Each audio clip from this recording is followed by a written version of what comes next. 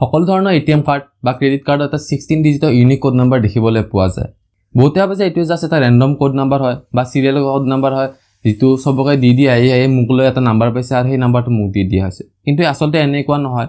যেতিয়া বেংকৰ সমূহে বা কাৰ্ড কোম্পানীসমূহে কাৰ্ডত এটা নাম্বাৰ দিয়ে, তাৰ বাবে কিছুমান তেখেতসকলে এটা স্পেচিয়েল কোড ইউজ কৰে, কিছুমান নাম্বাৰ ইউজ কৰে আৰু কিছুমান স্পেচিয়েল ধৰণৰ ক্যালকুলেশন ইউজ কৰা হয়, যাৰ ফলত লাষ্টত এটা নাম্বাৰ পোৱা যায়, যেটো নাম্বাৰ আমাক কাৰ্ড কোম্পানীসমূহে কাৰ্ডৰ লগত দিয়ে।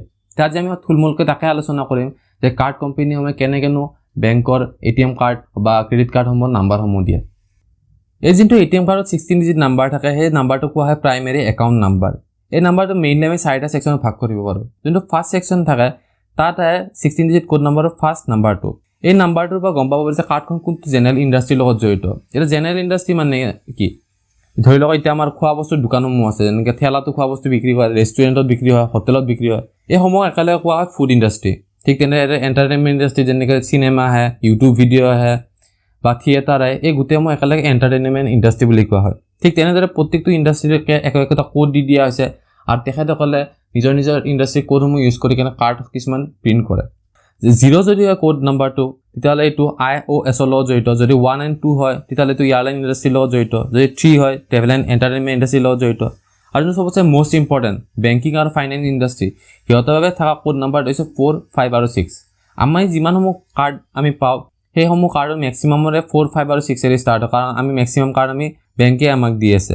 গতিকে সাধাৰণ মানুহৰ বাবে যিবিলাক কাৰ্ড পোৱা যায় সেইবিলাক 4, 5 আৰু 6 এৰে ষ্টাৰ্ট হয়। যদি কাৰ্ডৰ নাম্বাৰটো 7 এৰে ষ্টাৰ্ট হয় তেতিয়াহ'লে এইটো পেট্ৰলিয়াম ইণ্ডাষ্ট্ৰীৰ লগত জড়িত। যদি 8 এৰে ষ্টাৰ্ট হয় তেতিয়াহ'লে এইটো টেলিকম ইণ্ডাষ্ট্ৰীৰ লগত জড়িত। আৰু যদি 9 হয় তেতিয়াহ'লে গম পাব যে এই কাৰ্ডখন গভৰ্ণমেণ্টৰ কিছুমান স্পেচিয়েল এজেঞ্চিয়ে বনাইছে, গভৰ্ণমেণ্টৰ কিছুমান স্পেচিয়েল এছাইনমেণ্ট বা প্ৰজেক্টৰ বাবে। ইয়াৰ পিছত আমাৰ 16 ডিজিট নাম্বাৰটো ছেকেণ্ড সেকশনত। এই সেকশনত থাকে 5টা নাম্বাৰ, যেটো হয় পজিশন নম্বৰ 2 বা পজিশন নম্বৰ 6ৰ ভিতৰত থকা নাম্বাৰসমূহ। এই কোডটো কাৰ্ড নেটৱৰ্ক কোম্পানীসমূহৰ লগত জড়িত। কাৰ্ড নেটৱৰ্ক কোম্পানীসমূহে কিছুমান কোড থাকে, সেই কোডসমূহ বেংকৰ এই পজিশনটোত বহাই দিয়া হয়। আমাৰ ইণ্ডিয়াত মেইনলি 3টা কাৰ্ড কোম্পানী আছে। এটা হৈছে ৰূপে, সেকেন্ডটো হৈছে ভিজা, থাৰ্ডটো হৈছে মাষ্টাৰ কাৰ্ড। ইয়াৰ উপৰি বহুত কাৰ্ড আছে, কিন্তু আমাৰ ইণ্ডিয়াত যিহেতু এই 3টাই মেইন, মই 3টাৰ কথাই কৈ আছোঁ। তো এই কোম্পানীসমূহে আজিলৈকে পাব্লিকেলি কোৱা নাই যে তেখেতসকলৰ কোনকেইটা কোড স্পেচিয়েলি হয়, কিন্তু সাধাৰণতে দেখা যায় যদি কাৰ্ডখন ৰূপে কোম্পানীৰ হয় এই ছেকেণ্ড পজিশনত থকা নাম্বাৰটো 6 বা 5 এৰে ষ্টাৰ্ট হয়। যদি মাষ্টাৰ কাৰ্ড কোম্পানীৰ হয় তেতিয়াহ'লে এইটো 2 বা 5 এৰে ষ্টাৰ্ট হয়। আৰু যদি ভিজা কোম্পানী হয় তেখেতসকলৰ কোডটো 4 এৰে ষ্টাৰ্ট হয়। ইয়াৰ পিছত আমাৰ 16 ডিজিট কোড নাম্বাৰৰ থাৰ্ড সেকশনত। ইয়াত থাকে 9টা নাম্বাৰ। পজিশন নম্বৰ 7 বা পজিশন নম্বৰ 15 লৈকে থকা নাম্বাৰসমূহক এই সেকশনটোৰ আণ্ডাৰত আহে। এই সেকশনত থকা 9টা নাম্বাৰ কোৱা হয় ইণ্ডিভিজুৱেল একাউণ্ট নাম্বাৰ। এই নাম্বাৰটো দি গম পোৱা যায় যে এই কাৰ্ডখন কাৰ হয়। আপোনাৰ কাৰ্ডত যোনটো নাম্বাৰ আছে তাৰে প্ৰথম 6টা নাম্বাৰ বেলেগ এজন মানুহৰ লগত মিল খাব পাৰে, কিন্তু এই 9টা নাম্বাৰ কেতিয়াও কাৰ লগত মিল নাখায়, কাৰণ বেংকে স্পেচিয়েলি এইটো নাম্বাৰ আপোনাকে দিছে। যেনেদৰে আমাক স্কুলত ৰোল নাম্বাৰ দিছিলে 1, 2, 3, 4 কে, তেনেদৰে বেংকেও কাৰ্ড হোল্ডাৰবিলাকক একোটা নাম্বাৰ স্পেচিয়েলি অকল এজন মানুহকে দিয়ে। গতিকে এইটো কেতিয়াও নহয় যে আপোনাৰ কাৰ্ডৰ নাম্বাৰটো বেলেগ এজন মানুহৰ লগত ছেম হ'ব। ইয়াৰ পিছত আহে 16 ডিজিট কোড নাম্বাৰ 4th সেকশনত থকা নাম্বাৰটো। এই নাম্বাৰটো হৈছে পজিশন নম্বৰ 16ত থকা নাম্বাৰটো, যিটো কোৱা হয় চেক ডিজিট নাম্বাৰ। এই নাম্বাৰটো চাই কেনে গম পাব যে কাৰ্ডখন অৰিজিনেল হয় নে ডুপ্লিকেট হয়। যেতিয়া আমি ATM মেচিনত আমাৰ কাৰ্ডখন দিওঁ বা শ্বপিং ৱেবছাইটত আমাৰ কাৰ্ডৰ নাম্বাৰটো মাৰি দিওঁ, তেতিয়া তাৰে কম্পিউটাৰটোৱে জাষ্ট এই চেক ডিজিট নাম্বাৰটো চাই কেনে কৈ দিব পাৰে যে কাৰ্ডখন অৰিজিনেল হয় নে ডুপ্লিকেট হয়। তো এই চেক ডিজিট নাম্বাৰটো ওলোৱাৰ বাবে এটা কেলকুলেশ্যন আছে, যিটো কোৱা হয় লাৰ্ণ এলগৰিদম। এই এলগৰিদমটো বা কেলকুলেশ্যনটো কৰাৰ বাবে 4টা ষ্টেপ আছে।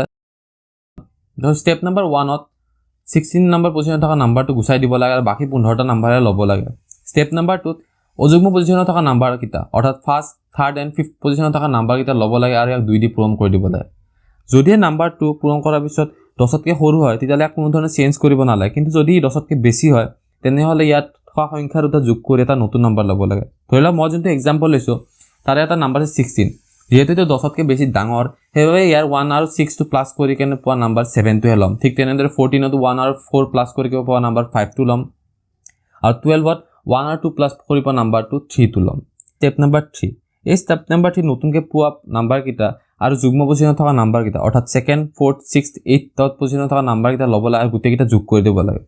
তো মই যোনটো এক্সাম্পল লৈছিলোঁ সেই এক্সাম্পলত যোনটো যোগফল আছে সেইটো হৈছে 105। এতিয়া ষ্টেপ নম্বৰ 4।